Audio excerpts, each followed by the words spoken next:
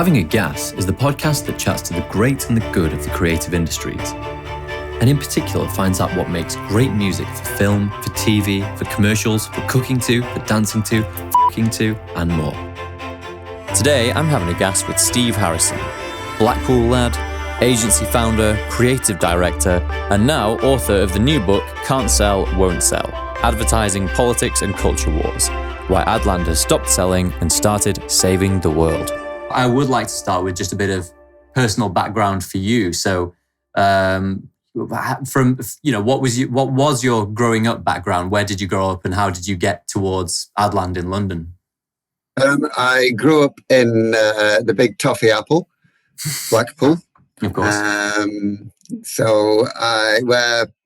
Well, frankly, you are taught to sell things, kind of like when you're 12, 13 years of age, you're expected to work on the Golden Mile, or you were in those days. Your summer holidays were spent out flogging things. The kids I knew would take a trolley down to Blackpool North Station and take visitors' luggage, to their B&B and that kind of thing, and steal it. And so, like everybody else in the mid-'80s from the north of England, we all moved en masse down to London and settled in Brixton and Peckham, as emigrants do. They settle in villages, they take the village with them. And we all lived in hard-to-lets. But I had no job. I had no prospects at all, and I was 30 years of age and I'd never worked, apart from gardening, bar work, that kind of stuff.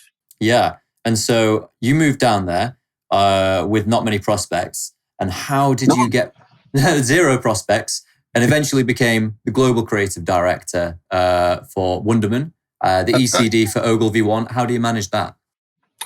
Good fortune, really. They used to produce a magazine called Miss London, which was a free sheet for secretaries to find jobs, primarily females. And it was free, so it was about the only thing I could afford to read when I was on the tube. Right. And I saw an advertisement which said researcher required, Ogilvy and Mather direct. Well, I had no clue what Ogilvy and Mather were, but I knew I could research because of my background in academia. And I rock up and I didn't know jack shit about, the advice you should give to people is do your research, kind of know who you're going. But there's no internet in those days, and I went into this room.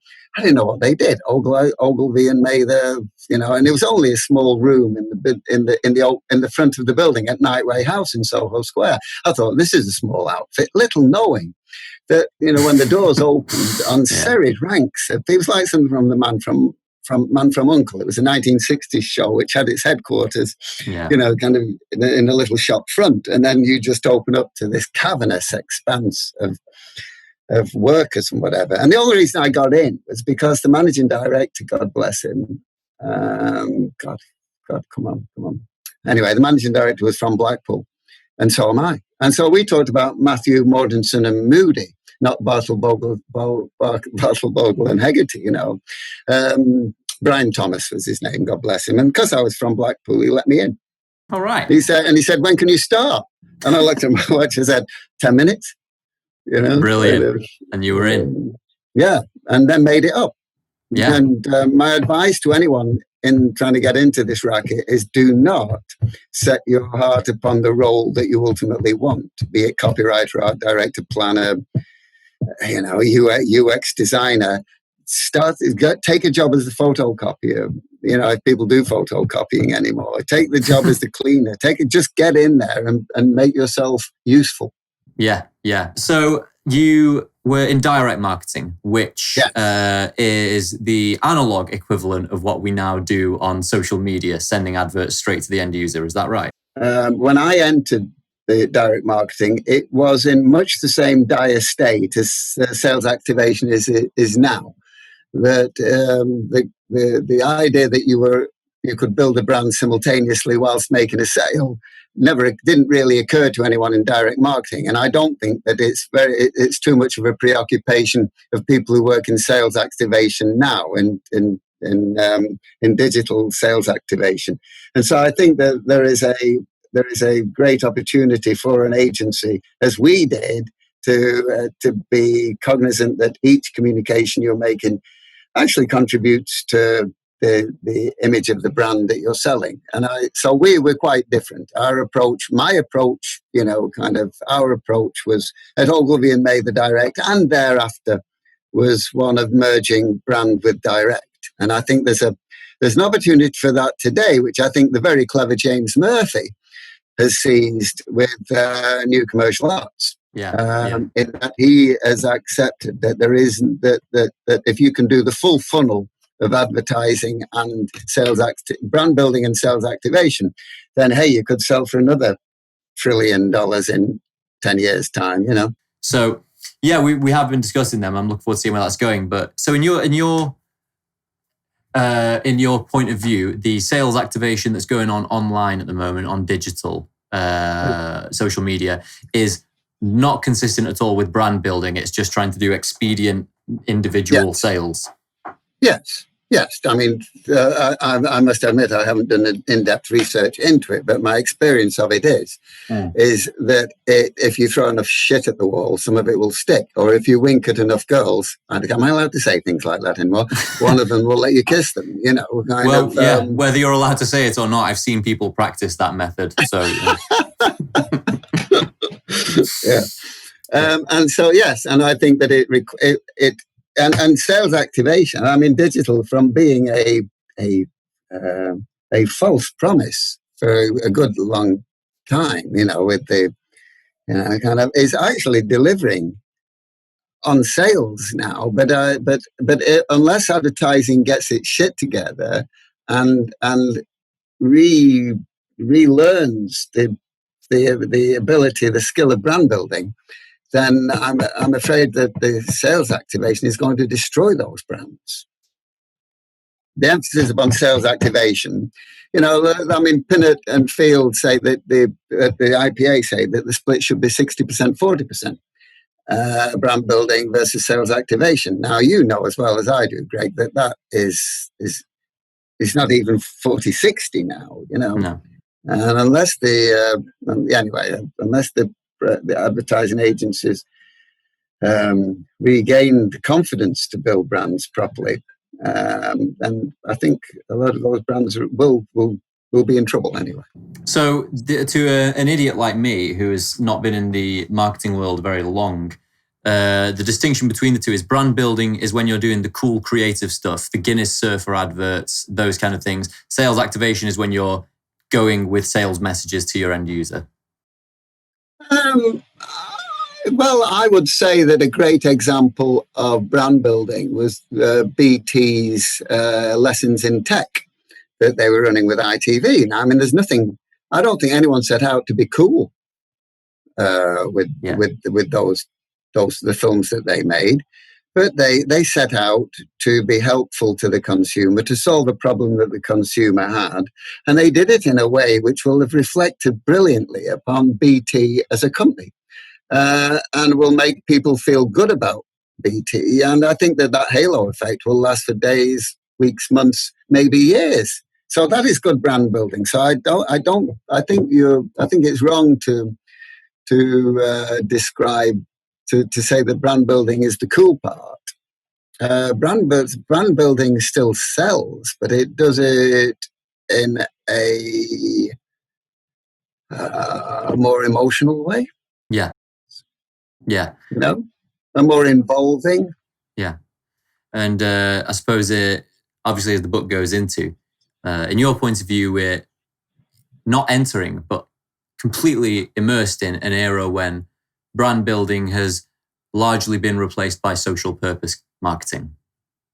No, I think that brands see, I think to build brands properly, you need a brand idea. I think you need a fundamental promise that you are that you are making about that product or service and how it will be useful to the people who are your prospects and customers. Okay, you need a brand idea at the core of your marketing activity. And that brand idea needs to, as I say, define how useful your product or service can be to the core of your customers. And usually it's pretty single-minded. Okay. I would say that the danger is that we've substituted usefulness for righteousness. So how useful will this be to the consumer has been has been replaced for how righteous will this make the consumer feel. Okay, and that is the danger with purpose replacing pragmatic, fundamental problem solving promises. Does that make sense? So the danger is that you've substituted usefulness for righteousness, and I do not think that the majority of people buy a product. They buy it because it helps them either do something practical or it makes them feel something fundamentally good about themselves. And of course, feeling righteous is one of those things, but I don't think that is the driving reason why people buy products and services. Most people buy a product or service because of its efficacy. Yes. It will help me in some way. It will solve a problem for me. So I think purpose-driven advertising does work. I'm not saying blanketly that it doesn't, but I think it works to a certain consumer and it works for certain products or services where it is baked into that product or services persona. Yeah, and a great example you give in the book of where the brand's persona and the social purpose are completely incongruous or largely incongruous. Could be the Heineken example. Well, yes, yeah. Heineken's, was it One World Together or whatever, in which it was a very clever film in which people who were diametrically opposed on some fairly basic social justice issues were put in a room together and then realized that they were individuals rather than caricatures of each other. And they, having been given no alternative but to talk to each other, did momentarily start to see the other's point of view. But the fact that they did it over a bottle of Heineken rendered those issues, I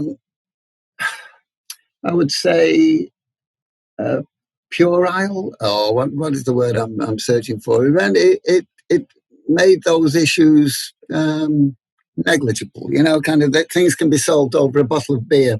But lo and behold, that's what brands who are social purpose agents do. They proffer some fairly platitudinous solutions to problems that are complex and require much thought and much consideration. Yes, and the worry is for our industry, at the very least, if not the brands, is that consumers are not foolish, and they'll know that buying a Heineken won't necessarily do the hard work of repairing social divisions, and absolutely, may distrust the brands and the advertisers as a result. Well, they know that advertising goes deeply into the shallow end of most things, on social, political, cultural levels. And they also do not need their moral compass set by people who make beer, soap, and shampoo. And what right have the makers of beer, soap, and shampoo to even talk about setting a moral compass for the consumer? But I think what we've got to realize that this is perhaps one of the first ever, corporate elite-led social revolutions that we're seeing here. That the likes of Unilever are assuming a role which nobody has asked them to assume. Yeah. They have no qualifications to assume that role. And it's audacious in the extreme for them to think they can get away with it, and no one's challenging them. Yes, and this is to your point of something you discuss again at great length in the book. We pointed out that there's a lot of advertising which is made for advertisers now and not for audiences. Well, I think it's made for the I mean, we've always done that. I mean, can you find a car commercial that has ever featured somebody under the age of 40, despite the fact that the average age of first-time buyers is 54? Wow. You know, kind of, we've always created advertising for ourselves. We've, you know, kind of, and we get kicked up the arse, and we show people a world that they don't recognize. You know, kind of, there's a lot of, there's a lot of talk about engagement. You know, we must engage with our audiences. We must engage, you know, is this an engaging? People will engage with what you have written when they can see themselves in the story you are telling. You know, it's storytelling 101. People will engage with what you've written when they can see themselves in the story you are telling. And we are not telling stories that people can identify with. And that's the problem. What kind of stories are we telling? We're telling stories that make us feel good about ourselves, that also win us awards at Cannes.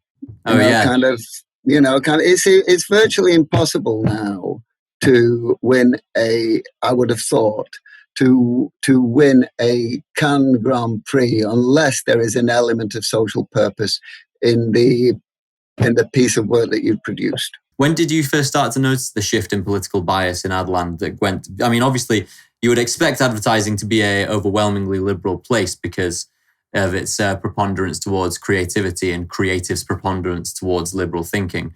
But when did you start to notice that it was becoming like a political monoculture in advertising? Well, I'd remind you, Greg, that the most happening, daring, adventurous, exciting agency when I was growing up was the agency of the Conservative Party. Saatchi? Yeah. You know, Morris and Charles. Labour isn't working. Yes, yeah. You know, kind of, but also, I mean, work cheek by jowl with the Tim Bell, you know, kind of from Saatchi's. It wasn't just they knocked off a couple of, you know, kind of famous posters. They worked cheek by jowl with the Tory party in order to make them popular, you know, to advisors. I mean, if you were to tell that to young entrants into the industry now, they'd be appalled. They'd be absolutely. They'd probably decide that they would march on Saatchi and Saatchi, you know, kind of. Yes. They would. Let's organise a boycott of Saatchi and Saatchi because of the you know, kind of their past misdemeanor. No, it's absolutely feasible. But if you imagine, let's say Adam and Eve represent the Conservative Party at the next election, you'd have brands walking out on Adam and Eve. You would, yeah. And there would be a boycott of Adam and Eve, and people would be resigning, and people would, From you, a former agency owner, former global leadership team creative, and also former working class Blackpool lad. There's a great plethora of talent out there, and much of it will be obscured and unable to get to where it needs to be. What's the advice for the talented young people to get the opportunities in life, even if they're not part of this culturati? My advice to people is, if you read 5 books about advertising, you will be amongst the 10% best educated people in the industry about our industry. And if you read 10 books, you can claim guru status. We're just not interested in what we do. We think we can wing it. We think we can intuit it. And a lot of people who will be able to trust to godparents and friends of friends to get on, if you can't trust to that, then it's down to you, and it's down to what you know and what you've learned.